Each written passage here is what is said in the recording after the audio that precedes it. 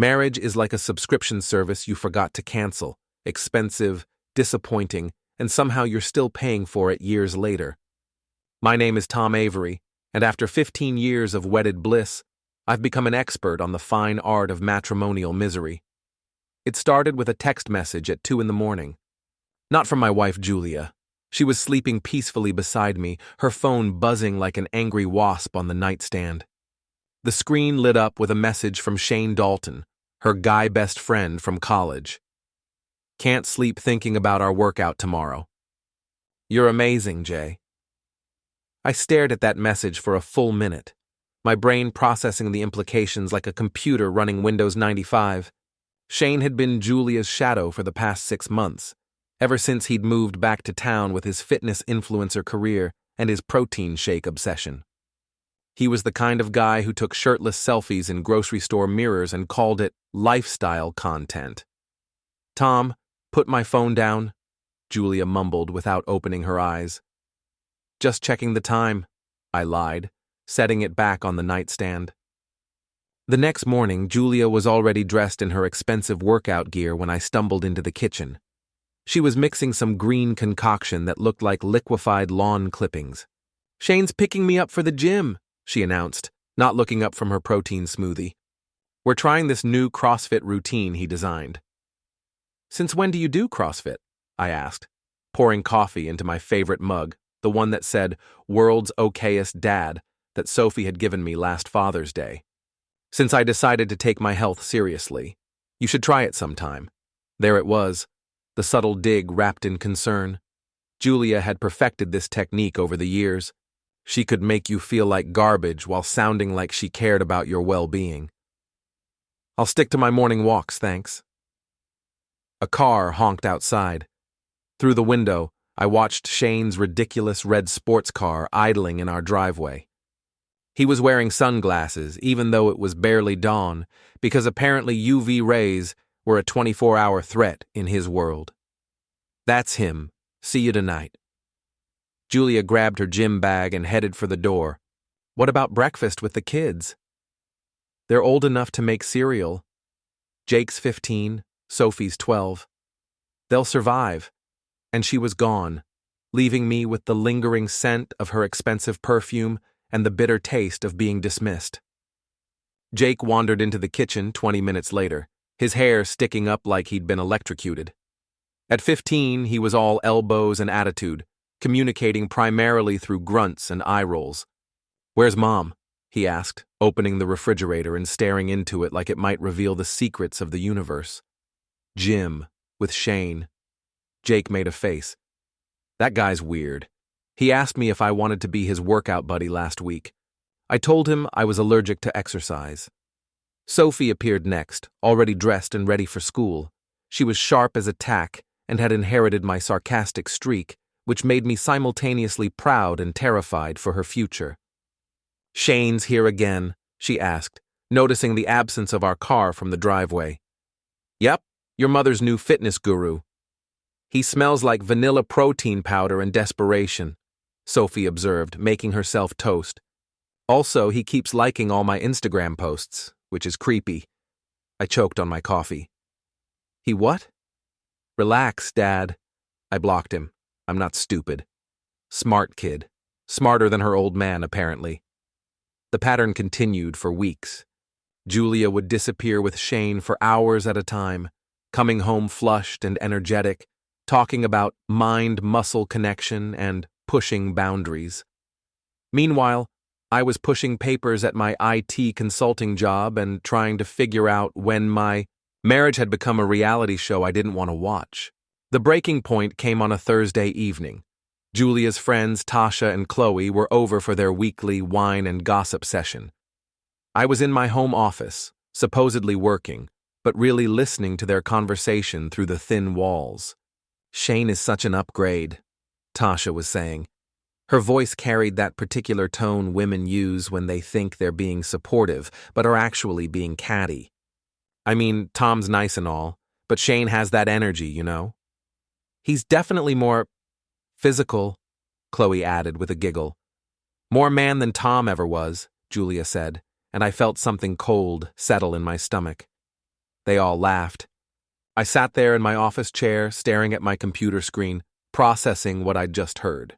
My wife had just dismissed 15 years of marriage, 2 children, and a mortgage we'd split 50-50, all for a guy who made workout videos in his garage. The laughter continued from the living room, punctuated by the clink of wine glasses and the sound of my dignity being shredded. I waited until Tasha and Chloe left before confronting Julia. She was loading the dishwasher, humming some pop song I didn't recognize. "We need to talk," I said. "About what?" She didn't look up from the wine glasses. "About Shane. About what you said to your friends." Now she looked at me, her expression shifting from casual to defensive. "What about it?" "You called him more of a man than me. In our house, where our children live." Julia straightened up, crossing her arms. "You were eavesdropping." "I was existing in my own home. There's a difference. Look, Tom, if you're feeling insecure..." "Insecure?" The word came out louder than I intended. "My wife is spending more time with another man than with her own family, and I'm supposed to be okay with that. Shane is my friend. He's helping me get in shape, helping me feel good about myself. Something you haven't done in years. So this is my fault?" "I didn't say that. You didn't have to." We stared at each other across the kitchen island, 15 years of marriage reduced to a standoff over dirty wine glasses and wounded pride. "I think you should apologize to Shane," Julia said finally. I blinked. "Excuse me? You've been cold to him, rude. He's been nothing but nice to this family, and you treat him like he's some kind of threat." "Because he is a threat, Julia. Can't you see that? The only threat here is your jealousy. Shane has been in my life longer than you have.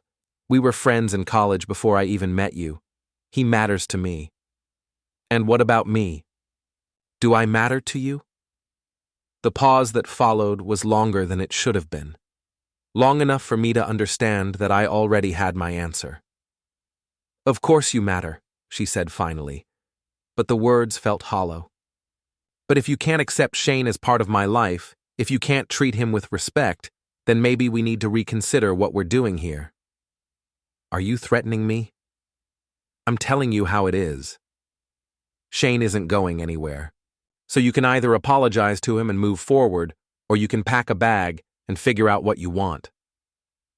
I stood there in my kitchen, surrounded by the remnants of a dinner I'd cooked and a life I'd built, and realized I was being given an ultimatum. Apologize to the man who was stealing my wife or lose everything. "I need some air," I said. "Tom, don't be dramatic." But I was already walking toward the door, grabbing my keys from the hook where they'd hung for 15 years.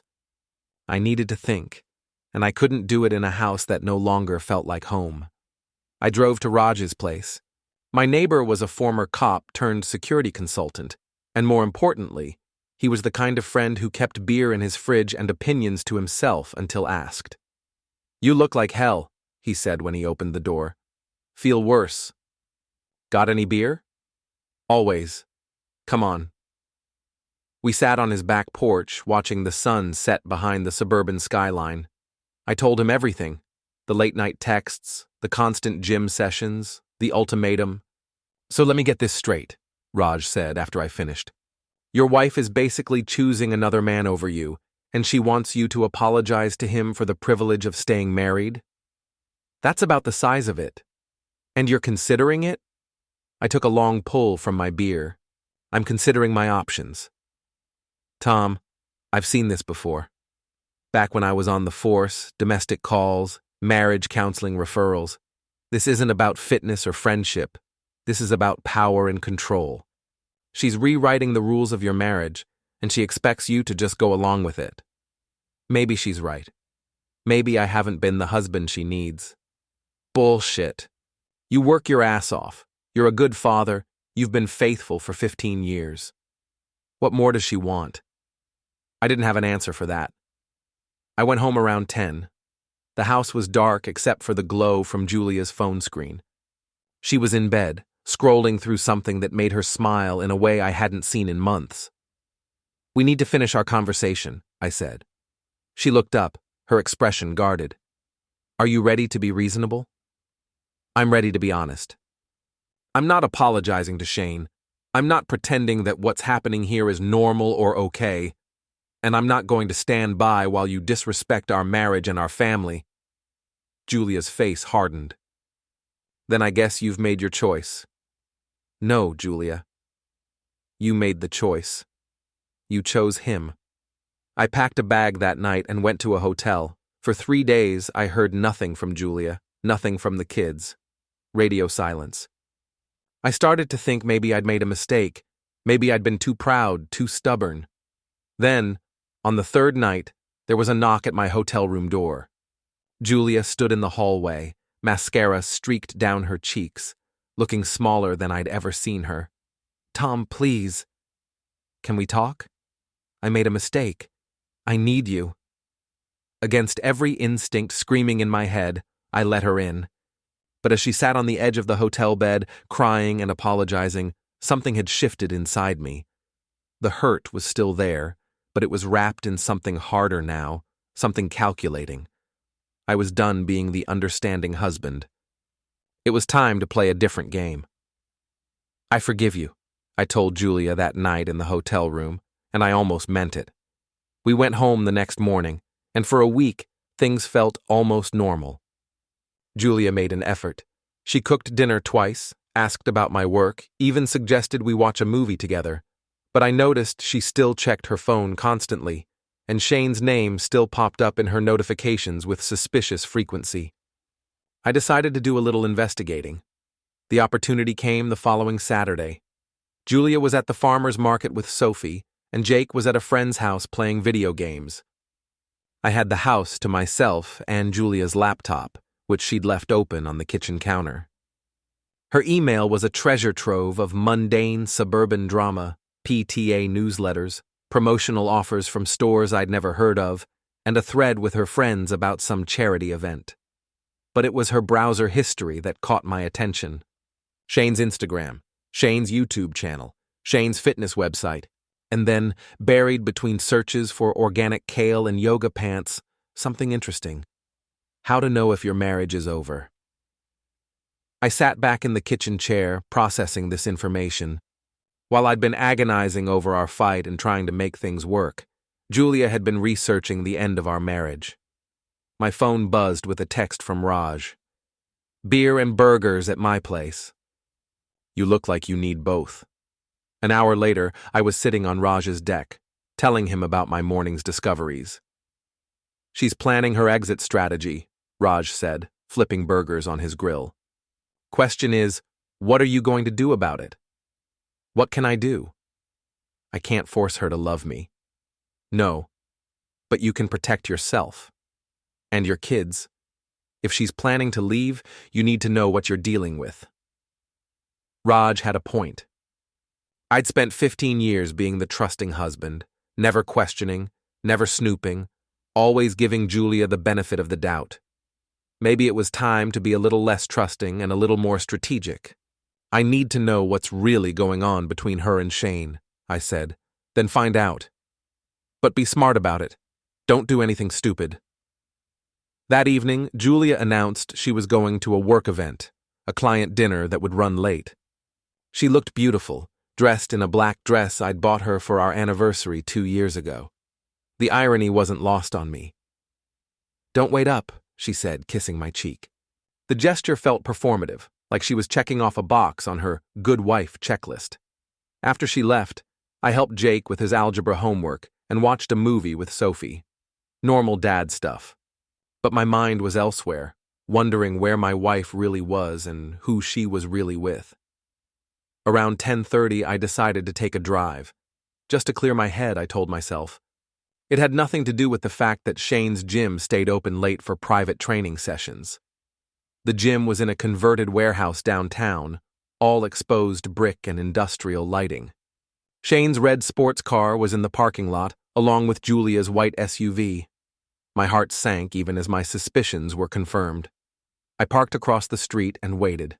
Through the large windows, I could see figures moving around inside, but the distance and lighting made it impossible to make out details. Then I remembered something Sophie had mentioned weeks ago. Shane live-streamed his workouts on Instagram. I pulled up his account on my phone, and sure enough, there was a red live indicator next to his profile picture. The stream showed Shane in the gym, talking to the camera about late-night training sessions and pushing limits. He was shirtless, naturally, and sweating in that way that was probably supposed to look appealing, but just made me think about laundry. "Tonight, I've got my favorite training partner with me," he was saying to the camera. "Someone who really knows how to bring the intensity." The camera panned, and there was Julia, also in workout clothes, also sweating, looking at Shane with an expression I recognized but hadn't seen directed at me in years. I watched, transfixed, as they went through what was supposedly a workout routine, but looked more like an elaborate form of foreplay. The comments from Shane's followers were exactly what you'd expect from people watching a fitness influencer flirt with a married woman at 11 p.m. "Get a room," one comment read. "Is that your girlfriend?" asked another. Shane laughed at the comments, pulling Julia closer to demonstrate some exercise that required way more physical contact than seemed necessary. "This is Julia, my training partner and inspiration. She's amazing, isn't she?" Julia giggled, and said something I couldn't hear over the sound of my heart pounding in my ears. I was about to close the app when Shane did something that made my blood run cold. He looked directly into the camera and said, "You know what? Let's take this somewhere more private. The real workout is just getting started." The stream ended. I sat in my car, staring at my phone screen, trying to process what I'd just witnessed. My wife wasn't just having an affair, she was having an affair that was being broadcast to hundreds of strangers on the internet. My phone rang. It was Sophie. "Dad? When are you coming home?" I heard something outside and it scared me. "I'm on my way, sweetheart. Lock the doors and I'll be there in 10 minutes. I drove home in a daze, my mind racing with implications and possibilities. When I got there, Sophie was waiting by the front door, looking younger than her 12 years. "It was probably just a cat," I said, checking the locks and windows anyway. "Everything's fine." But everything wasn't fine. Everything was falling apart, and I was the only one who seemed to notice. Julia came home at 1:30 in the morning, trying to be quiet but failing. I heard her in the bathroom, running water, moving around. When she finally came to bed, she smelled like soap and Shane's vanilla protein powder cologne. "How was the client dinner?" I asked in the darkness. "Fine. Boring. You know how these things are." I knew exactly how these things were because I'd just watched one on Instagram Live. The next morning, Julia was her usual self, distracted, checking her phone, making plans that didn't include me. But now I was watching her with different eyes, cataloging every lie, every evasion, every small betrayal. "I'm meeting Tasha and Chloe for lunch," she announced, not looking up from her phone. "Sounds fun. Where?" "That new place downtown." "You wouldn't like it." She was probably right. I probably wouldn't like watching my wife's friends help her rationalize her affair while they gossiped about what a pathetic husband I was. After she left, I did something I'd never done in 15 years of marriage. I searched her things. In her gym bag, hidden in a side pocket, I found a second phone, a burner phone, like something out of a spy movie. The kind of phone you buy when you don't want certain calls and texts showing up on your regular bill. The phone was locked, but Julia had never been good with passwords. She used the same 4-digit combination for everything, Sophie's birth month and year. The phone opened, revealing a text thread with Shane that made my stomach turn. Months of messages, photos, plans. Intimate details about their relationship and cruel observations about me, our marriage, and our children. "Tom suspects something," one message read. "He's been asking questions." Shane's response, "Don't worry about him." "Guy's a pushover.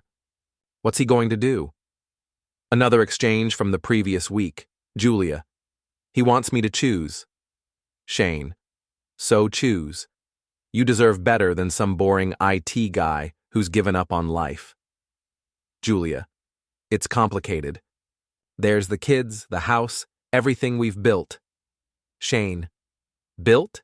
You mean settled? There's a difference. I scrolled through weeks of messages, each one a small knife twist in my chest. But it was the most recent exchange that really got my attention. Julia. I think I'm ready to make the move. I just need to figure out the logistics. Shane. About time.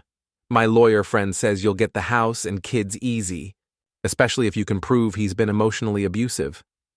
Julia. He's never been abusive. Shane. Doesn't matter. It's your word against his. And you're much more believable. I stared at that exchange for a long time, feeling something shift inside me. This wasn't just about an affair anymore. This was about Julia and Shane plotting to destroy my life, take my children, and steal everything I'd worked for, all while painting me as the villain. I took screenshots of everything, uploaded them to a secure cloud account, and put the phone back exactly where I'd found it. Then I called Raj. I need your help, I said when he answered. What's going on? Julia's not just cheating. She's planning to destroy me. And I'm not going to let that happen. There was a pause. What do you need? Everything you know about gathering evidence, everything you know about protecting assets, and everything you know about playing the long game. Tom, be careful. Don't do anything that's going to make things worse. Raj, they're already planning to accuse me of abuse to steal my kids. How much worse can it get? Another pause. I'll be right over. When Raj arrived, I showed him everything. The screenshots, the Instagram stream, the pattern of lies and deception. He studied it all with the methodical attention of someone who'd spent 20 years dealing with liars and criminals. This is good, he said finally. This gives you leverage. But you need more. You need to document everything, and you need to be smarter than they are. What do you mean? I mean, if they're planning to play dirty, you need to be ready to play dirtier, but legally, ethically. You need to beat them at their own game without becoming them. How? Raj smiled, and for the first time in weeks, I felt a spark of hope. Leave that to me. But first, we need to set some traps. The plan Raj and I developed was simple in concept, but complex in execution. If Julia and Shane wanted to play games, we'd give them a game they'd never forget. Step 1 was surveillance. Raj had contacts from his police days, people who specialized in discreet investigation services. Within a week, I had a complete dossier on Shane Dalton that would have made the FBI proud. Shane wasn't just a fitness influencer. He was a serial homewrecker with a pattern of targeting married women, particularly those with assets. In the past 3 years, he'd been involved with at least 4 married women, each relationship ending with a messy divorce that left the husband financially devastated and the wife eventually discarded once Shane moved on to his next target. He's a predator, Raj explained, showing me printouts of court documents and social media evidence. And Julia isn't his first victim. She's just his current project. But the most interesting discovery was Shane's financial situation. Despite his social media presence and apparent success, he was drowning in debt. His fancy car was leased, his apartment was behind on rent, and he owed money to everyone from his former business partners to his ex-girlfriend's lawyer. He needs Julia's money, I realized. This isn't about love or attraction. It's about survival. Exactly. Which means he's desperate. And desperate people make mistakes. Step 2 was documentation. I installed discrete cameras in strategic locations around our house, not in private areas, but in common spaces where conversations might happen. I also set up software to monitor Julia's computer usage and installed a GPS tracker on her car. It sounds paranoid, But given what I'd learned about their plans to frame me for abuse, I needed to protect myself. Every interaction, every conversation, every moment had to be documented. The cameras paid off within days. Julia had invited Shane over for dinner on a night when the kids were at sleepovers. She told me it was a work dinner with a client, but I knew better. I made an excuse to visit Raj and left them alone in the house. From Raj's computer, we watched the live feed as Julia and Shane made themselves comfortable in my living room. They were drinking wine from glasses I'd bought, eating food I'd paid for, and talking about me like I was some kind of obstacle to be removed. "He's been suspicious lately," Julia was saying. "Asking questions, checking up on me." "Maybe it's time to accelerate the timeline," Shane replied. "My lawyer friend says the sooner you file, the better your position will be." "I'm scared, Shane. What if he fights me on custody? What if he tries to turn the kids against me?"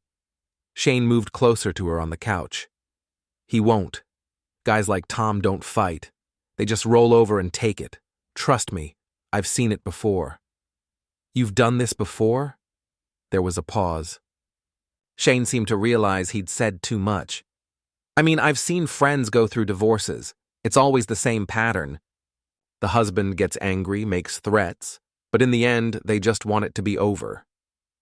Julia seemed satisfied with this explanation, but I could see doubt creeping into her expression.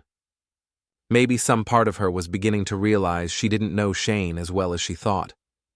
"What about the kids?" she asked. "Jake and Sophie love Tom. This is going to devastate them. They'll adjust. Kids are resilient. And once they see how much happier you are, they'll understand." "Sophie's been asking questions. She's smart, Shane. Too smart. She knows something's going on. So tell her. Tell them both. Frame it right, and they'll be on your side." I watched my wife nod along to this advice and felt something cold and hard settle in my chest. She was actually considering turning my children against me. Sophie, who made me laugh every day with her sharp observations, and Jake, who still came to me when he needed help with homework or had problems at school. The conversation continued for another hour, covering logistics, timelines, and strategies. They discussed which lawyers to use, how to divide assets, and what story to tell to maximize Julia's settlement. But the most chilling moment came near the end, when Shane pulled out his phone and showed Julia something that made her face go pale. "What is that?" she asked. "Insurance," Shane said, "in case Tom doesn't cooperate." I couldn't see what was on the phone screen, but Julia's reaction told me everything I needed to know. Shane had some kind of leverage planned, something that would ensure I'd go along with whatever they wanted. "Shane, I don't know about this. This feels wrong. Julia, do you want to be free or not? Do you want to be happy, or do you want to spend the rest of your life pretending to love a man who doesn't appreciate you? He's not a bad person, Shane. He's just not right for me anymore. Then stop feeling guilty about doing what's best for you. You deserve better. We deserve better." They kissed then, right there on the couch I'd bought when Sophie was born, under the family photos that lined our mantelpiece. I watched my marriage officially end through a computer screen, surrounded by the evidence of 15 years of shared life. "I need another beer," Raj said, getting up from his chair. "Make it 2. When I got home that night, Julia was already in bed, pretending to sleep. The living room had been cleaned, the wine glasses washed and put away, all evidence of the evening's betrayal erased. Except for the video files now stored on multiple secure servers. The next morning, Julia was different, more confident, more decisive. She made breakfast for the kids, something she hadn't done in months, and even kissed me goodbye before leaving for work. "I love you," she said, looking me straight in the eye. "I love you too," I replied, and meant it. Despite everything, despite the evidence and the planning and the betrayal, some part of me still loved the woman I'd married, which made what I had to do next even harder. I called in sick to work and spent the day executing phase 3 of the plan. Shane's weakness was his ego. Everything he did was designed to feed his narcissism and build his public image. His social media presence was carefully curated to present him as successful, desirable, and authentic. But like most things about Shane, it was all smoke and mirrors. Using information from Raj's investigation, I created a series of anonymous social media accounts and began systematically exposing Shane's lies. His sponsored workout supplements that he actually bought himself. His luxury lifestyle that was funded by credit cards and desperate women. His fitness expertise that came from YouTube videos and Google searches rather than actual training or education. I didn't post anything false or defamatory. I simply shared publicly available information in a way that painted a complete picture of who Shane really was. The fitness community is surprisingly small and surprisingly vicious. Within hours, Shane's carefully constructed image began to crumble. His follower count dropped, his sponsors started asking questions, and his comment sections filled with people calling him out for his deceptions. But the real masterstroke came when I discovered Shane's pattern of recycling content. He'd been stealing workout routines, motivational quotes, and even photos from other fitness influencers and presenting them as his own original content. A few strategic tips to the original creators, and Shane found himself facing multiple copyright infringement claims and plagiarism accusations. His Instagram account was suspended pending investigation. His YouTube channel was demonetized. His carefully built empire of lies collapsed in less than 24 hours. I was home, making dinner for the kids, when Julia burst through the front door in a panic. "Tom, have you seen Shane's Instagram? Something's happened. His account is gone." I looked up from the pasta I was stirring, trying to appear concerned. "What do you mean, gone?" "Suspended. Someone's been posting lies about him, trying to destroy his reputation. He's devastated." "That's terrible." "Do they know who did it?" "No, but Shane thinks it might be someone from his past. An ex-girlfriend or a business rival. He's talking about hiring a private investigator. Maybe he should focus on rebuilding instead of looking for someone to blame." Julia stared at me for a moment, something shifting in her expression. "You don't seem very surprised." "Should I be? The internet's a cruel place. People build careers on tearing others down. Shane's worked so hard for everything he has. I'm sure he'll bounce back. Guys like Shane always do." She studied my face, looking for something. I kept my expression neutral, concerned but not overly interested. Just a husband responding to his wife's distress about her friend's problems. "I should call him," she said finally. "See if there's anything I can do to help." "Of course. I'm sure he'd appreciate the support."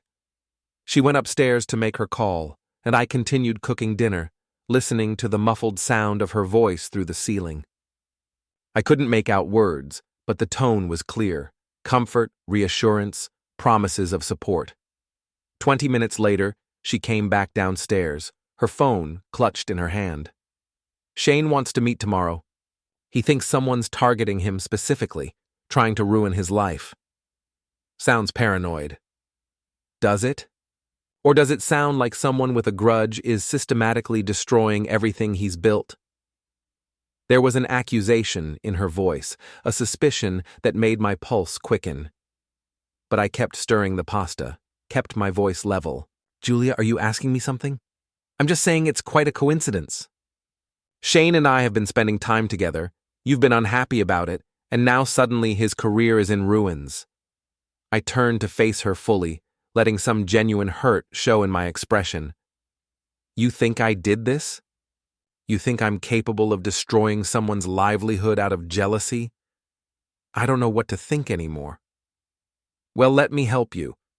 I'm a 40-year-old IT consultant who spends his evenings helping our son with algebra and watching cooking shows with our daughter. I wouldn't know how to orchestrate a social media takedown if my life depended on it." It was a good lie, made believable by the fact that it contained elements of truth. I did help Jake with homework and watch cooking shows with Sophie. The fact that I'd also spent the last month learning everything there was to know about digital warfare wasn't something Julia needed to know. "You're right," she said finally. "I'm sorry. I'm just worried about him."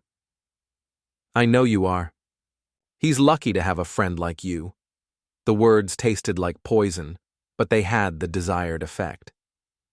Julia's suspicion faded, replaced by guilt for doubting me. "I should help with dinner," she said. "Already handled. Why don't you relax?" "You've had a stressful day." She smiled at me then, the same smile that had made me fall in love with her 20 years ago. For a moment, I almost forgot about the burner phone and the secret plans and the systematic betrayal of our marriage. But only for a moment. That night, as Julia slept beside me, I stared at the ceiling and planned my next move.